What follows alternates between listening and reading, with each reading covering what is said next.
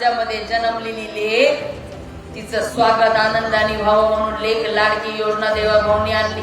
लेकीनं शिक्षण घ्यावं, कारण आपल्या आद्य शिक्षका क्रांती ज्योती सावित्रीबाई फुलेंनी सांगितलं, लोकांचे शेण अंगावर घेतले, लोकांनी नाही नाही ते नाव ठेवले, नाही नाही तो अत्याचार केला, पण त्या हल्ल्या नाही, डगमगल्या नाही. आणि माझ्या सारख्या लेकींना शिक्षणाचं, आपल्या लेकींना शिक्षणाचे दार उघडे त्यांनी केले.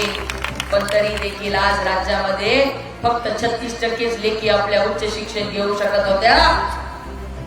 म्हणून खऱ्या अर्थाने सावित्री देवींचं स्वप्न पूर्ण करण्याचं काम आपलं कमळाचं सरकार, आपले मुख्यमंत्री देवेंद्र फडणवीस साहेब करताय. आणि या राज्यातल्या सर्व मुलींचं प्रोफेशनल कोर्सेस, मग MBBS, डॉक्टर असो, इंजिनिअरिंग असो, हे सगळं मोफत करण्याचा निर्णय मागच्या वर्षीपासून आपल्या मुख्यमंत्री देवेंद्र फडणवीस साहेबांनी घेतलाय.